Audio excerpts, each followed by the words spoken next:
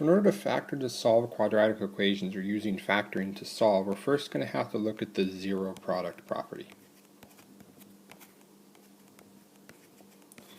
And what this zero product property tells us is that if we multiply two values together and their product comes out to be 0, so a times b equals 0, then that means that either a equals 0 or b equals 0.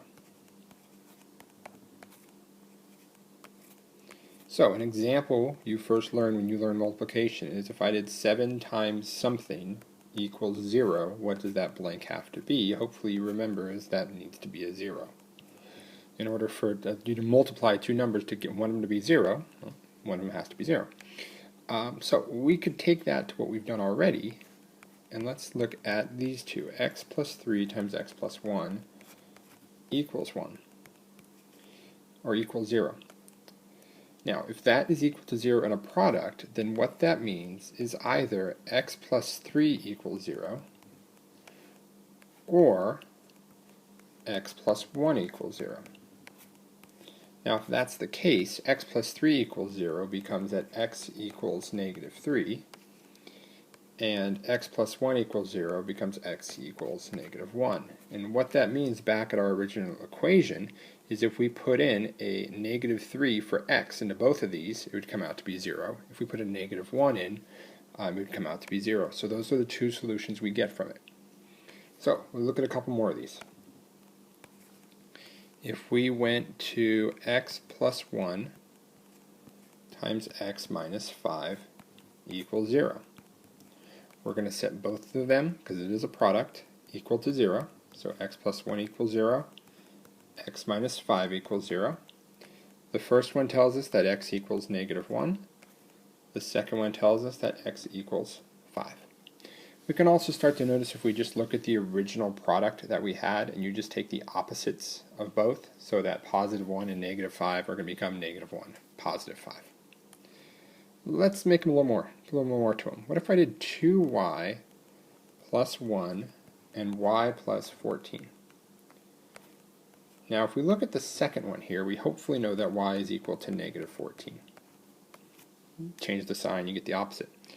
But the 2y plus 1, you got to be a little careful with. You're going to do 2y plus 1 equals 0. You're going to subtract over the 1. You're going to divide by 2, and you get y is negative 1/2. So our two solutions would be negative 1/2 and negative 14. If we did something like 7n minus 2, 5n minus 4. In this case, they both have coefficients on the ends, so I'm going to set both of them equal to 0. We'll do 7n minus 2 equals 0, gives us 7n equals 2, so n equals 2/7. And then 5n minus 4 equals 0, becomes 5n equals 4, and n equals 4/5. So our two solutions for n would be 2/7 and 4/5. Now one way we can make it a little bit different is, what if we went 3n times 2n minus 5? Now we've kind of dealt with what the 2n minus 5 equals 0, what we do there. You add over the 5, divide by 2, and you get n equals 5 over 2. Nothing new there. But what about this 3n? Well, the 3n, just like the other ones, becomes a product, zero product. It's 3n equals 0.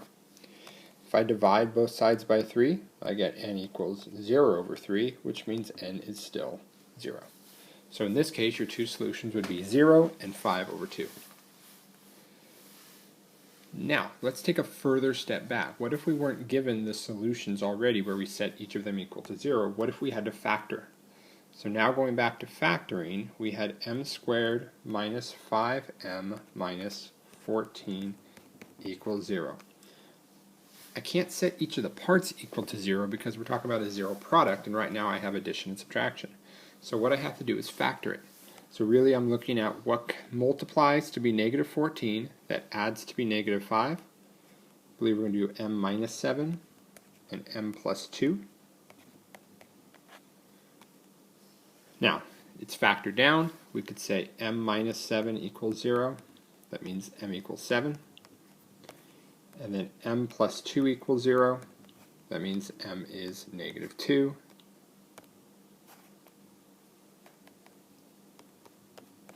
So your two solutions would be negative 2 and 7. Let's look at something like p squared plus p minus 20 equals 0. We have to factor it down. In this case, multiplies to negative 20, adds to 1. Looks like we're going to go p plus 5 and p minus 4. And that makes both of our solutions. We can just change the signs here, negative 5, positive 4. Let's go a little more advanced here. Let's go 2a squared minus 15a plus 18 equals 0. So at this point we have to factor down when we have a coefficient out in front. Now, whatever method you know how to factor to that, the real goal here is you just factor it down and you're going to solve it out. So what I like to look at is if I multiplied the 2 and 18, I'd get 36. How can I get 36? By adding up to get negative 15. I see negative 12 and negative 3. So I'm going to make that into negative 12a minus 3a. Now I group them. I'm going to factor out a 2a from the first two. I'm left with a minus 6. I'm going to factor out a negative 3 from the next two, a minus 6. So we get a minus 6 and 2a minus 3 equal 0. From here, it's a minus 6 equals 0. So a equals 6. And 2a minus 3 equals 0. That's 2a equals 3. A equals 3 over 2.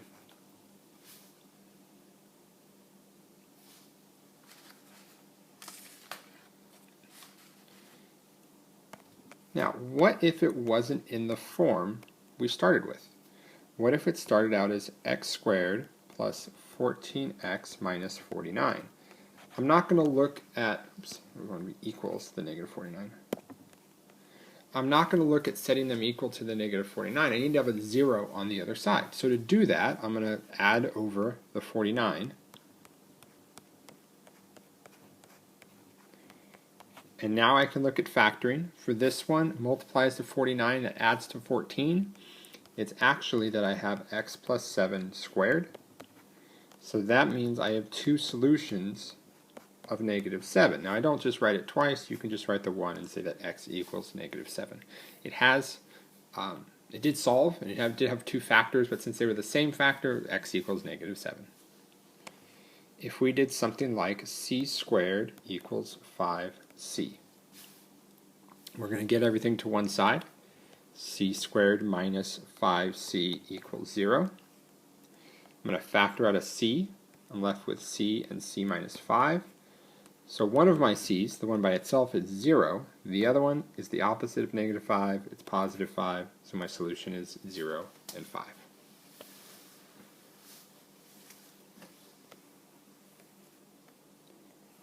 Now, what if they gave us a problem, and it's still using the same ideas, but they said, alright, you're making a rectangle where the area is 24 square feet.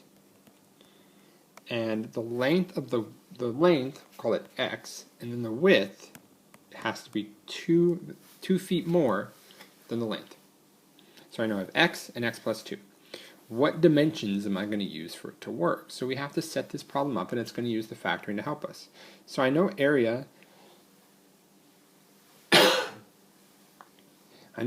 is base times height, or length times width. So I'm going to do 24 equals x times x plus 2. And what you have to be careful with here is you don't just say x equals 24 and x plus 2 equals 24 and solve. We have to have it to equal to 0 in order to use the zero product property. So let's make this into 24 equals x squared plus 2x. We'll bring the 24 over. Now I'm looking at factors that multiply to negative 24 that add to 2. Since it's negative product, but I want to add, I have an addition positive in the end, I'm going to go x plus 6, x minus 4. We double check, it does multiply to negative 24, it does add to 2. So that means our two solutions are 4 and negative 6. Now when we get word problems like this, or in a scenario, we have to make sure that our answers fit. One of those does not work. The negative 6 would be a problem, because if we went back up here and plugged it in, that means the length here is negative 6 feet, and this would be negative 4 feet. And I'm pretty sure we can't have a negative length whenever we're making a area. So that's actually out. That is a solution that does not work, but we could use the 4, put it back up here, and we would have a length of 4 feet and a width of 6 feet. So pay attention to the context of the problem. Sometimes they may change that where you can't use both solutions. It doesn't mean that if I factored this down, the two solutions are not 4 and negative 6, but the problem is I needed to have a positive result in the end. So the last thing, let's take these functions we've been looking at and see how they relate to graphing. So if I had f of x equals x squared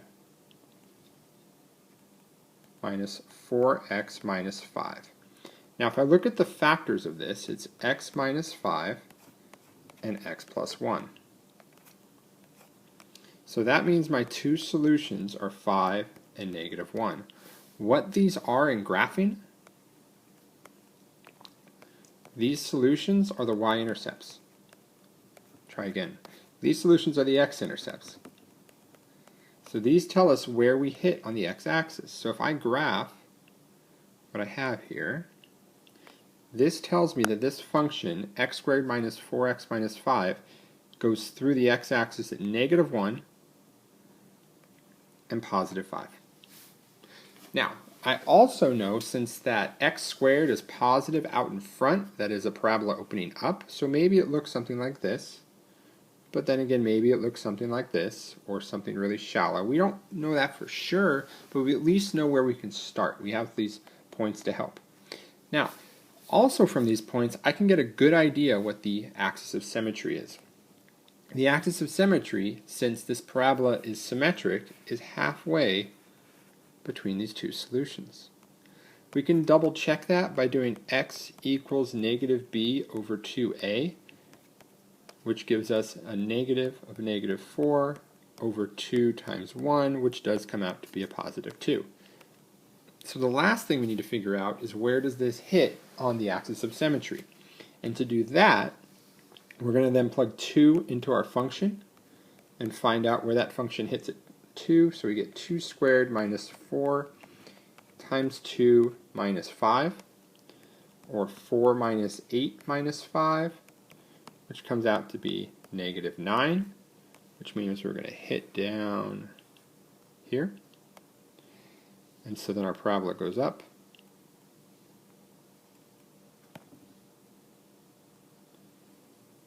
Through our points. Now we could also double check here another value that we have with that negative 5 in the original function. We know that is our y-intercept, which actually we came out pretty close on, which would be that point right here. So these solutions are going to give us ways to easily graph, because it really gives us more information, especially if it's one really easy to graph. Once you know those solutions, it can kind of get you started on some. Let's look at two others. Let's do f of x equals x squared plus 2x minus 8. So if I factor this, I'm looking for multiplies to negative 8, adds to 2, so I'm going to do plus 4 and minus 2. So my two solutions are 2 and negative 4. So down here, we're going to draw our grid out, our graph out.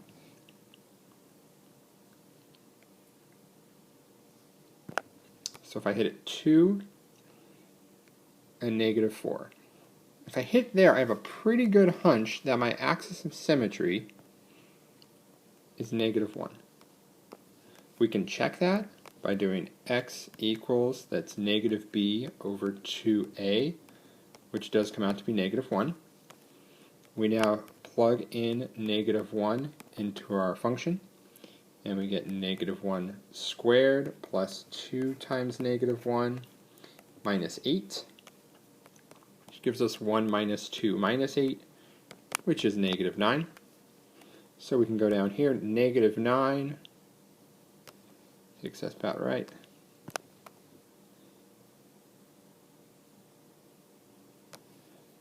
Alright, there is our vertex, and then our parabola would go up through those points. Now in this case, it would actually be a y-intercept of negative 8, so y-intercept about right there.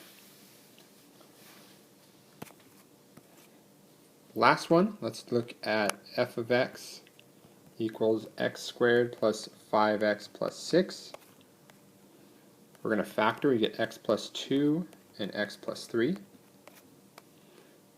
So that gives us that x is negative 2 and negative 3.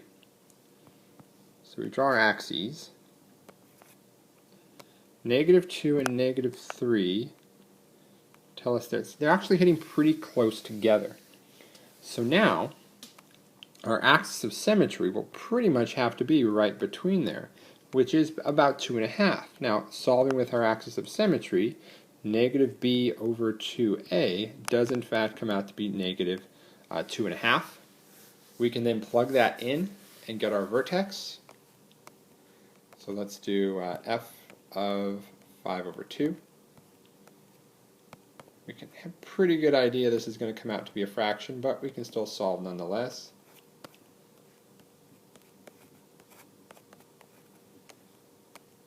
We get 25 over 4 plus 25 over 2 plus 6. Let's make them all have the denominator of 4. So we go 25 over 4 plus 50 over 4 plus 24 over 4. Together we have, oops, we should have a negative here. That would probably help us. Negative and a negative, so looks like we come out with a 49 over 4 and a negative 50 over 4, so that's going to be a negative 1/4. So it went down 1/4 and opened up from there.